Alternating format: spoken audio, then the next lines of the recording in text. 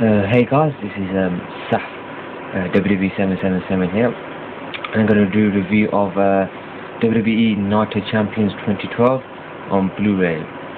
Now, first off, this was like the first ever release by the new WWE DVD distributor, WWE Fremantle Media Enterprises, and yeah, it's one of the first ever releases, and it's really good to see that they continued with releasing every pay-per-view on Blu-ray in the UK and Europe, as the previous distributor, Silvervision, had to stop selling the DVD. So the last pay-per-view was SummerSlam 2012 on Blu-ray. So a lot of fans thought that they're probably going to stop releasing. They're probably not going to release the last 4 pay-per-views of 2012 on Blu-ray, but luckily they still released pretty much every pay-per-view from 2012 is released on Blu-ray in the UK and Europe. And yeah, Night of Champions 2012. This was centered, or the main hype surrounded was the main event between WWE Champion CM Punk versus John Cena. CM Punk was really in that zone, being the WWE Champion for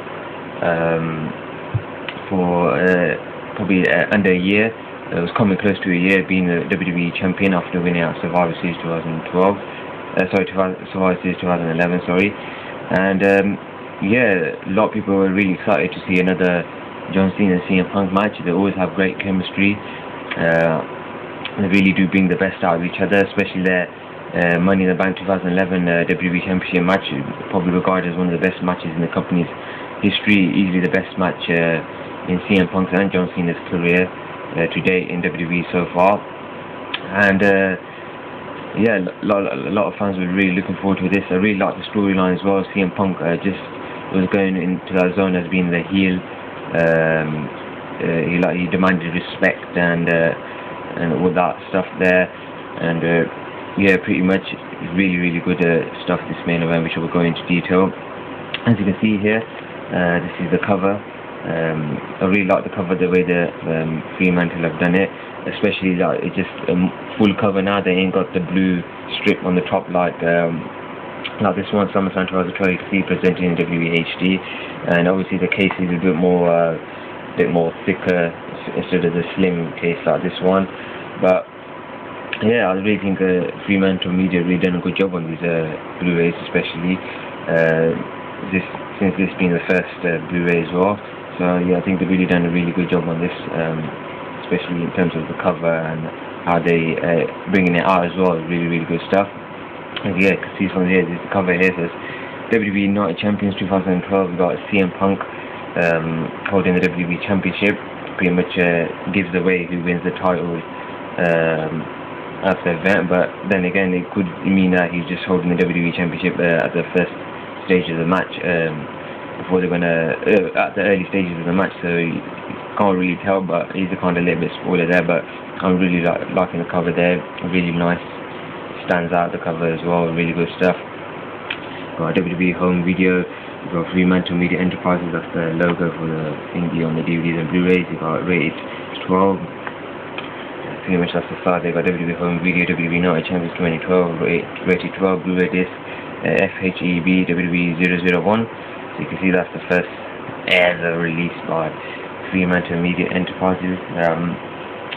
Just read the back here. In a match marked by confusion and controversy, CM Punk puts the 300-day reign as WWE Champion on the line against the one man who embodies the respect he's been vying for, John Cena. As Sheamus' dominance for World Heavyweight Championship is in jeopardy as he faces Alberto Del Rio without the use of signature bro kick, and allies in anger, Kane and Daniel Bryan challenge WWE Tag Team Champions Kofi Kingston and R2. 6 champions will rise to be conquered at WWE Night of Champions.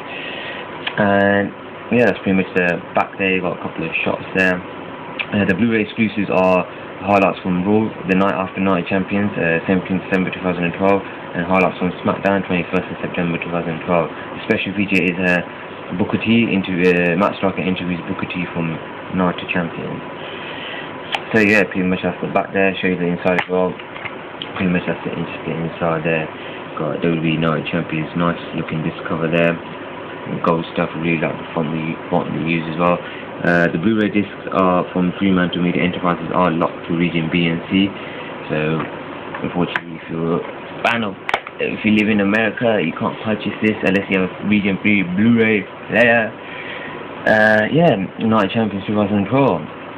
First match we had was the Fatal 4-Way match for the Intercontinental Championship. Miz, Rey Mysterio, Sin Cara and Cody Rhodes. Really good stuff to kick off the pay-per-view. Great match. Went on for about 12-13 minutes, I believe, but it's really nice, fast, open-paced match. Got the event kicked off the event really good. Before the event started as well, JBL came down to announce that he's going to be the co-commentator for the pay-per-view, which was a nice touch. Good to see JBL back on the commentary. He's really good as a co-commentator when he's announcing in the commentary for pay-per-views or any other shows, and it was really good to see him back there as well. And also, this is the first pay-per-view after Jerry Lawler suffered a heart attack at the previous Raw, so I think that's probably one of the reasons why they didn't include the highlights from that Raw. Probably, I don't know, maybe probably decided to just include highlights from after Raw. Basically, this was the first pay-per-view after his heart attack. Second match was WWE Tag Team Champions Kofi Kingston and R-Truth versus Daniel Bryan and Kane. Another great, pretty decent match here. Kane and Daniel Bryan teaming up for the first time. They had a little storyline going about the anger management, and they both really hate each other, but surprisingly they won a match, number one contenders match, so they got shots at the tag team titles, and believe it or not, they actually won the titles on this night, and they held the titles until I believe it was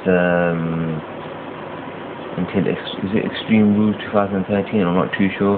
Yeah, I think it was until Extreme Rules 2013 they held the titles for. So they had a pretty decent title reign as the tag team champions. They really did excel as tag team partners as well. You could see the chemistry there as well. Really good stuff. And this is the pay-per-view that they won the titles and started that reign. Third match on the card was Antonio Cesaro versus Zack Ryder for the United States Championship. Pretty decent match there. Good to see Antonio Cesaro on a WWE pay-per-view, so that was nice to see on there. I really do like Antonio Cesaro as a champion, as a wrestler. So there's pretty decent stuff there. Cesaro is retaining the title. You had a Divas Championship match, Eve versus Layla. Pretty decent stuff there. Not anything really over excited or anything good to talk about. This is just decent, usual stuff from the Divas.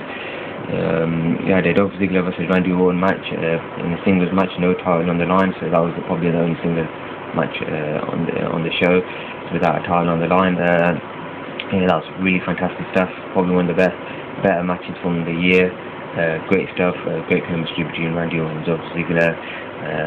Randy Orton picking the win on that one as well, which was at the time I think Dolph Ziggler would have been better to won the match, as he was the Money in the Bank holder as well. So getting the winning against Randy Orton could have been really good for at the time for Dolph Ziggler, but Randy Orton picked up the win there.